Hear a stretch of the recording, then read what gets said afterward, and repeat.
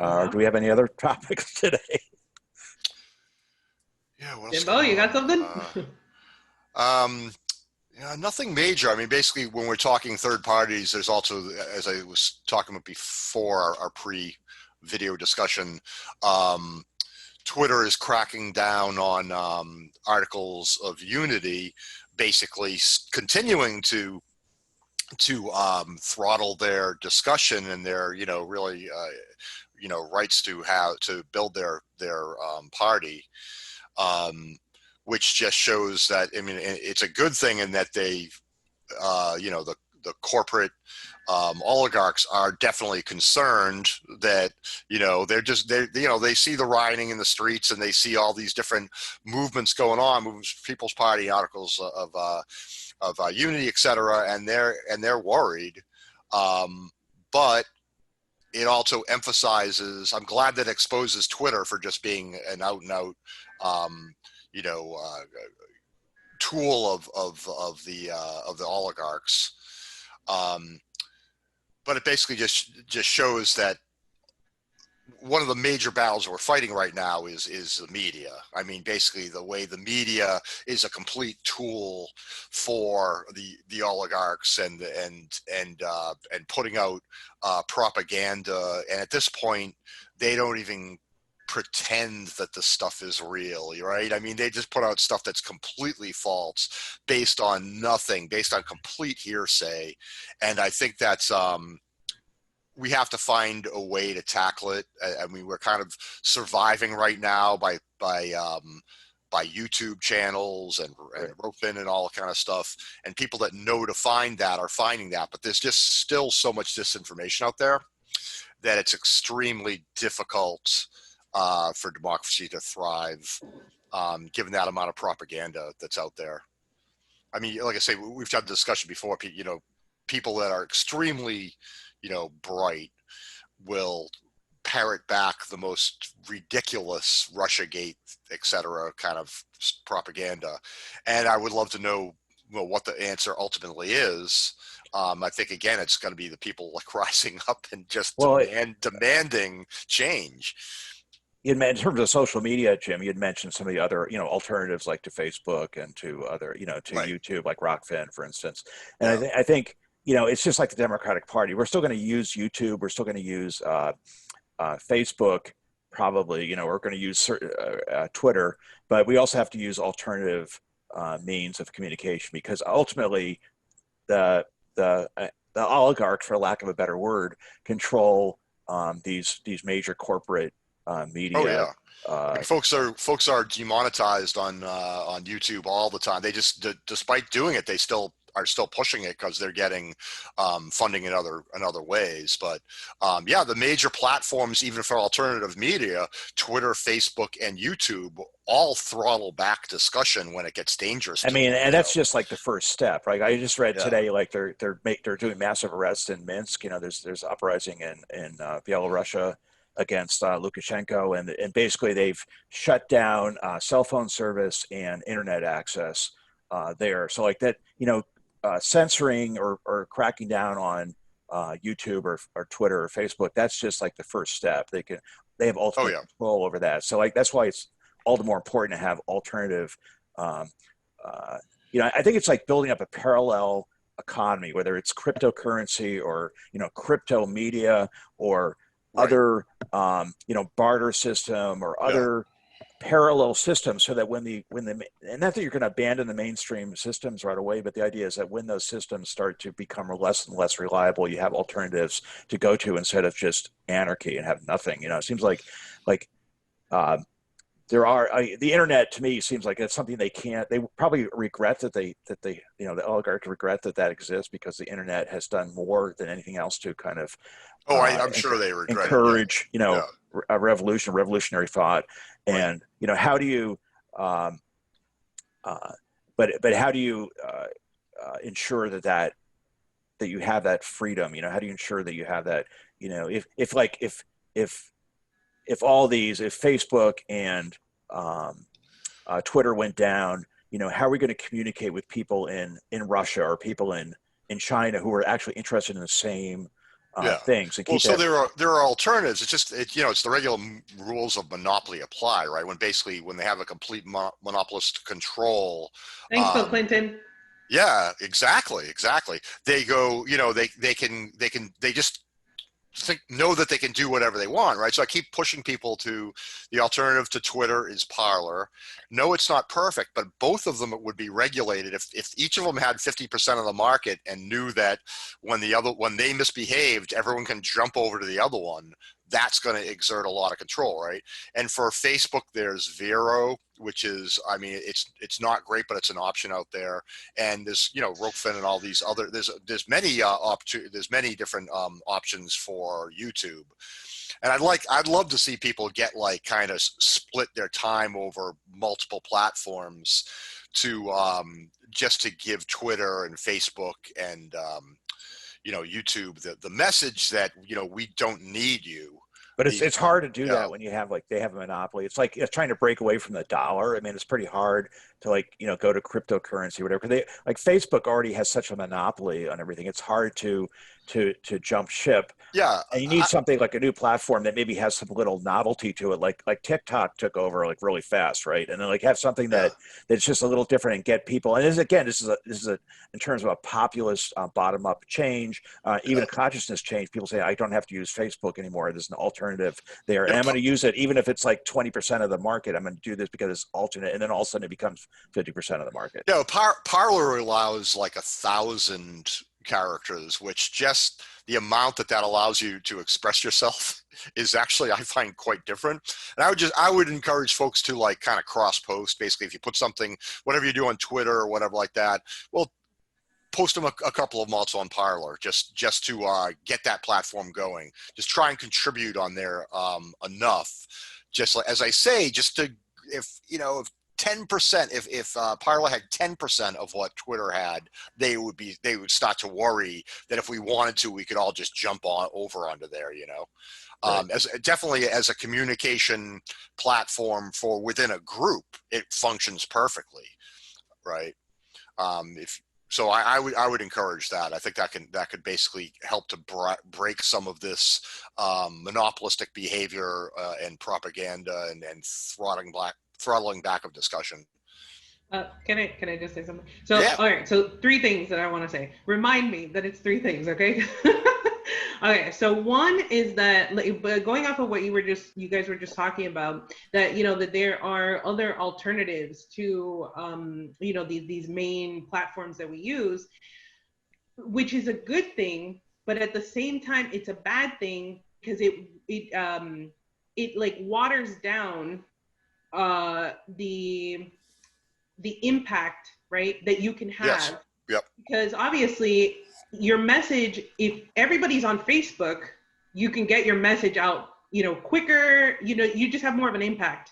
Sure. Where technically, idealistically speaking, of course. But then if you have to go on like 7 different platforms, you know what I'm saying? And obviously you're going to have different audiences or whatever, you're just not going to have the same kind of reach. So in that sense, it kind of waters down. And I think that's on purpose. You know what I'm saying? Well, they make you go into all these different avenues so that like I said, your reach is a lot smaller. So it's not necessarily true on Facebook, right? Because Facebook, you're essentially walled off by right. That's why I said theoretically speaking, or idealistically, that's how it should be. And network, etc., more than you are on Twitter. Yeah, but so I'll basically say as a developer, I know that there's the possibility of creating like a meta site, a meta posting site, and I would encourage some developers out there to do that. There's absolutely no reason I can't essentially have one page that I go to that has all my media. I should be able to say cross post on all these platforms, or tick off a checkbox what I want to cross post to, and it should be able to do it. Yeah. So I will encourage developers out there for to go for that. You can spread out these various, and Twitter becomes like one little section of your whatever, but everyone that's got a Twitter feed can see that, Right. So essentially that is what like Facebook kind of did with oh my God, Instagram, right? Okay, Like yeah. when they were trying to buy up all these different, and I think they tried to buy up TikTok too. But you know, that's why they've done this, is so that they Right. can have a monopoly. But in that sense, it's like the evil form of what you're saying, right? Right. Yeah, I'm looking for. But that's what I was saying. Idealistically speaking, then yes, that would be the best answer would be that. But right now, in terms of what we're doing right now, Right. unfortunately, it does kind of scatter out everything Yeah, and but there make might it. be cases where you're most like if I'm working with a team for like moving for a People's Party or something like that, my activist friends or something like that, we can communicate on Parlor perfectly fine. We're not if our goal isn't really to convince the masses, we are simply using it as a platform for our communication. So folks can use it that way, like immediately, right? Where the goal is to, I want to get my message out and I want to convince other people. Then you could go back to Twitter. Doing that kind of an action would still maybe make Twitter worry a little bit that its days of being a complete monopoly might be numbered if they're not careful of the way they behave. I'm just throwing out an idea. I'm just thinking about it now, you know, that, Yeah. But yeah, I will challenge some developer friends to come up with that meta site cross-posting social network thing, which I think should absolutely be doable, you know. And it has to be open source. And it should be open source, yeah. Number one, because if Yep. it's not open source, then yeah, under we the don't have what's any the control license, over the GUID license. Sorry, Steve, did you want to say something? Because I wanted to say my two other things. No, I was just going to be like, how secure is it? I'm just thinking like if you have like these kind of like spin-offs from Facebook and you have these like groups or whatever, or from Twitter that are just like a limited group. I think that's a like a good idea to pursue. But like, how do you keep it secure? Is there any kind of policing you do on that? You know, like if all of a sudden you have you know, trolls coming in and saying and like trying to infiltrate into it, like how do you control that? Do you have, because like Facebook or Twitter will have policing to keep certain political views out of there, right? Okay.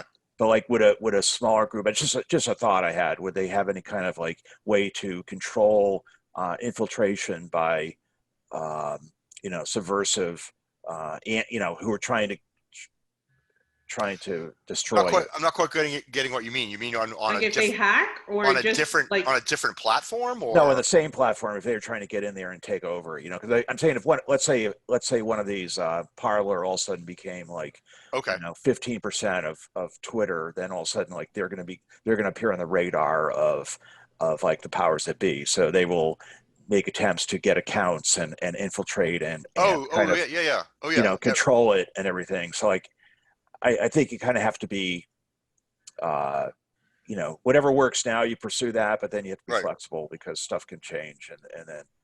Um, but anyway, that's neither here. I think what you're Yeah. saying is a positive idea. You know. Yeah. all right. So then the other Number thing that I two. wanted to say was that, you You know, had two talking about more, right? TikTok, what? Okay. You had two more, right? Yeah. Okay. So then was the thing about TikTok Oh, where we've seen how because it's controlled by the Chinese government, right? Right. That you have Trump having, you know, saying that the only way that we're not gonna, you know, cancel or, you know, completely ban TikTok from the United States is if Microsoft buys it, you know what I'm saying, or a US Right. company buys it, and then you have, you know, because Microsoft couldn't do it by itself, it was like teaming up with Walmart to, you know, Yeah. to buy TikTok. So that is a major issue as Right. well, you know, where you Yeah. have, you know, the government clearly stepping in Yeah. and you know, you cannot say this is a free market or anything like that. Is literally government control right. Yeah. of this company that's not even American, And you know, right? somebody told Trump said, you know, when he's talking about banning TikTok, is that you can't ban TikTok. If you ban TikTok, all that generation, anybody who's Yeah, going to vote for young you is people not going to won't vote vote. for you. They won't vote for you. So you better not Oh, do. You know, interesting. Yeah. Oh, that's a riot. because like Well, and the my only reason it daughters are didn't on go that all. through was because China, they came up with some new legislation or, you know, some law that they wouldn't be able to sell. Like you have to get the approval essentially of the Chinese government in order to sell your company.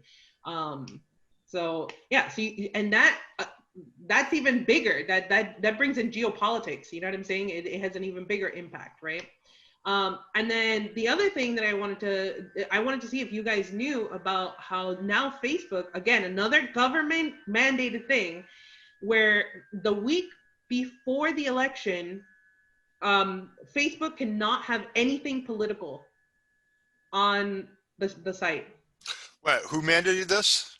Where'd this come from? It like the committee that oh my god, I forget. It has to do with it's Congress. It's Congress has mandated for, because they've been having all these like I think recently, maybe last week or something, Mark Zuckerberg had to go to one of these congressional hearings or whatever, and Right.